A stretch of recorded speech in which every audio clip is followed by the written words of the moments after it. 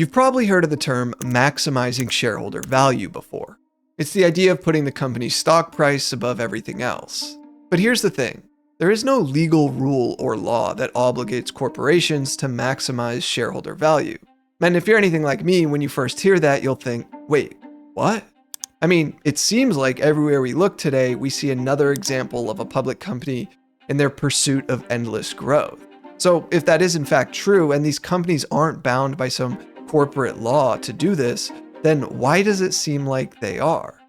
And why do we hear this term of fiduciary duty to maximize shareholder returns? That's my job.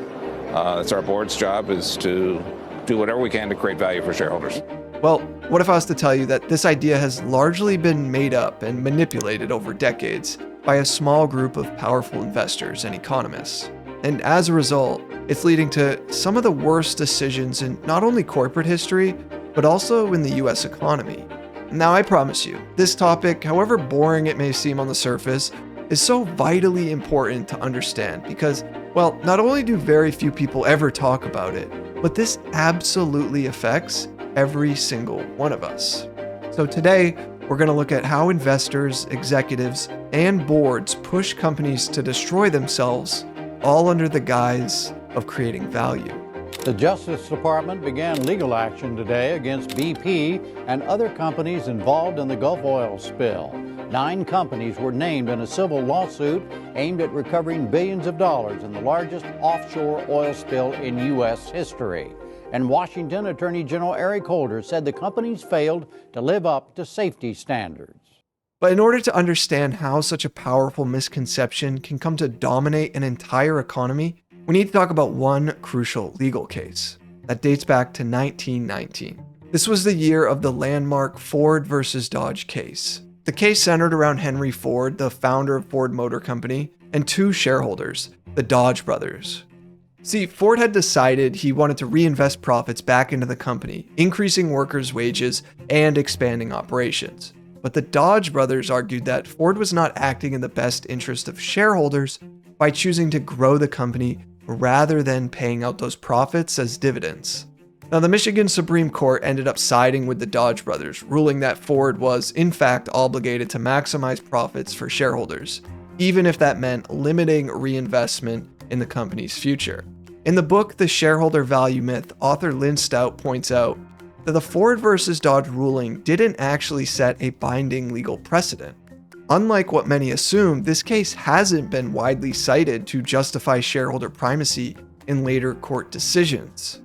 It was also unique in the fact that Ford wasn't even a publicly traded company at the time, meaning that the ruling didn't involve the kind of corporate governance issues that most modern shareholder disputes do.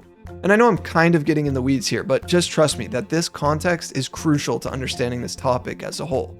See, Ford's decision to reinvest in the company and raise wages wasn't about altruism. It was a strategic move to boost worker productivity and create a more stable customer base. He believed that if his employees could afford the very cars they were producing, it would drive demand and fuel long-term growth. The court ultimately ruled that Ford had to distribute a dividend, but not in the full amount the Dodge brothers were demanding. And crucially, the judge didn't block Ford's ability to continue reinvesting in the company.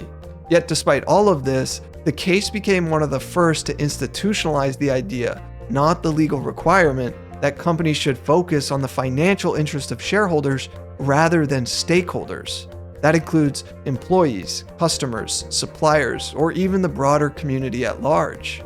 This shift in focus helped lay the groundwork for the shareholder primacy myth that dominates corporate thinking today. And if we fast forward to the 1970s, this idea of maximizing shareholder wealth had become the ultimate goal of businesses. And here's where influential economist Milton Friedman comes into play. In 1970, Friedman famously argued that the social responsibility of business is to increase its profits, and that anything else, from social causes to employee welfare, was simply just a distraction. Friedman's stance was clear. The only obligation corporations had was to their shareholders. And this wasn't about long-term health of the company or well-being of its workers. It was about driving short-term profits and maximizing shareholder returns.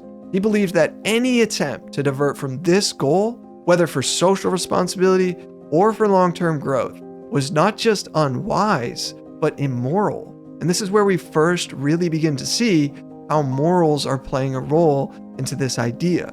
But as you can probably tell, this philosophy had huge implications. It became a guiding principle for corporate America, legitimizing the idea that companies should be driven almost entirely by the pursuit of shareholder value. And since you're watching this video, I'll just assume you can spot this kind of philosophy in just about every public company, one way or another, in their never-ending pursuit of growth. But not just any kind of growth, profit-driven growth. And this has opened the door for what's known as activist investors, which are corporate groups of investors that buy up large amounts of shares in a public company in an effort to try to pressure them into changes which are generally centered around short-term profits, but not always. Now, even if they are at the expense of the company's future, workers, and even consumers, they will still often push for short-term profits. So while the idea of this shareholder primacy may seem like common sense in the world of business, it's actually rooted in a myth that's been perpetuated for decades, especially in the wake of Milton Friedman's theories. In the book, The Shareholder Value Myth, author Lynn Stout argues that corporate law never required companies to prioritize maximizing shareholder value. In fact, there's no legal obligation for corporations to focus on short-term profits at the expense of other interests. When you look at economics, economic theory doesn't support the notion that you have to maximize shareholder value either. Let's start with the idea that shareholders own corporations. Legally, that's just plain wrong. Corporations as legal persons own themselves. What shareholders own is a contract with the corporation called a share of stock that gives shareholders very limited rights, just as creditors have debt contracts with corporations and employees have employment contracts. Shareholders don't own companies, companies own themselves. Stout says, to put it bluntly, conventional shareholder value thinking is a mistake for most firms, and a big mistake at that.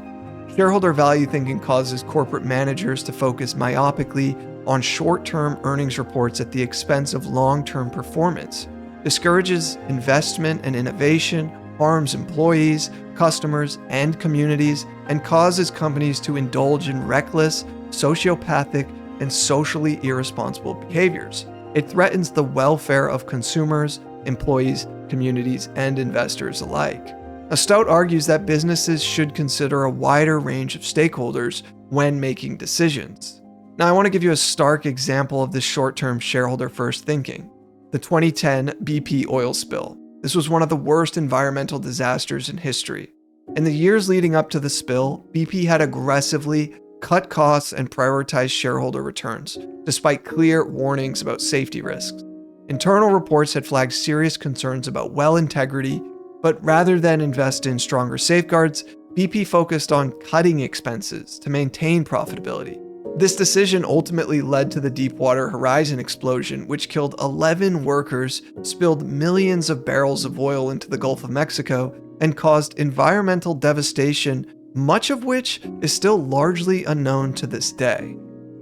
The disaster wiped out billions in shareholder value, but more importantly, it devastated communities, local businesses, and ecosystems that depended on the Gulf. It was a textbook case of how prioritizing short-term stock gains over long-term sustainability can end in ruin, not just for the company, but for everyone connected to it. Stout argues that disasters like these aren't just accidents. They're often the natural result of a corporate system that rewards reckless decision-making under the guise of maximizing value. But somewhere along the way, this myth took hold. Corporations began to prioritize immediate shareholder returns over long-term sustainability, leading to short-term thinking that ultimately hurt the companies and the people they served.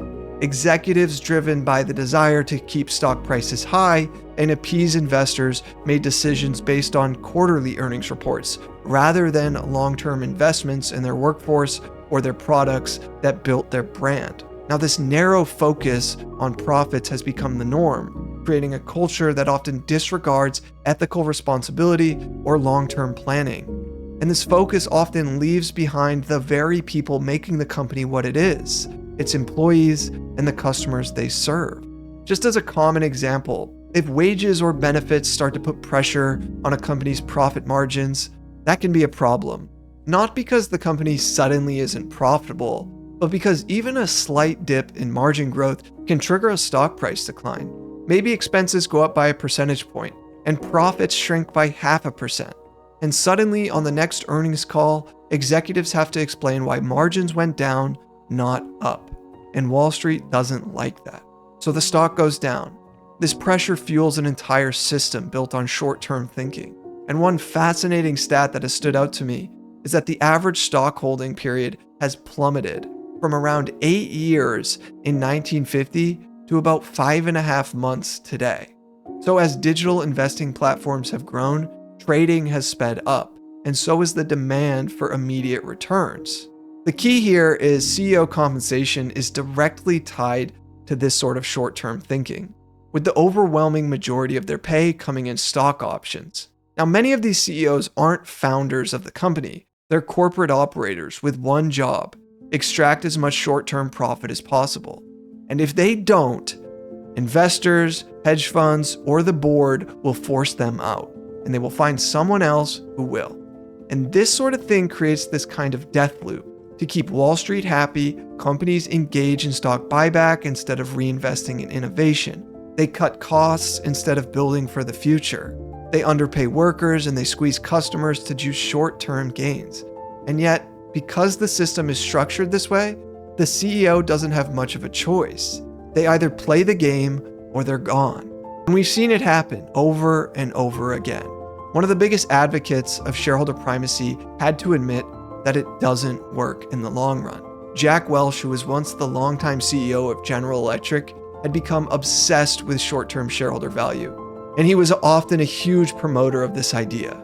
During his time as CEO, he slashed costs, laid off employees, and engaged in aggressive financial engineering. The stock soared for a while, but once those short-term strategies caught up, GE collapsed from one of the most valuable companies in the world to a shell of its former self. Shareholders who bought in later lost big, and employees and customers suffered along the way. Welch later admitted in a 2009 interview with the Financial Times that this concept of maximizing shareholder value was the dumbest idea in the world. What's really happening here isn't just some simple trade-off where shareholders win and stakeholders lose. This isn't a zero-sum game. It's actually worse. When companies prioritize short-term shareholder gains at all costs, they often end up hurting everyone, including shareholders themselves in the long run. It's a negative-sum game. A perfect example of this is Jack Welch and GE. And yet here we are. The idea hasn't faded, it's only gotten worse. Executives and investors still chase short-term stock bumps, often at the expense of long-term stability. Corporations will gut themselves to appease Wall Street. And despite all the talk about stakeholder capitalism, the reality is nothing will change until something forces it to. Whether that's regulation, another financial collapse, or a shift in how companies are actually run. Because as long as this system rewards the destruction, that's exactly what it will keep producing. But the thing is, the system is breaking, just not in a way that has led to real change. Wages have stagnated, inequality has skyrocketed, and industries have consolidated into fewer and fewer hands. Many public companies are now financialized beyond recognition, and yet even as the cracks widen, the cycle continues. Systems either change or they die. So maybe the real question isn't how much damage will be done before something finally breaks, but rather how much more can it break before there's no choice left but to try to fix it. If you want to learn about the glaring disparity of wealth inequality in America, well, I covered it in this video here. Please check it out next. Thank you so much for watching.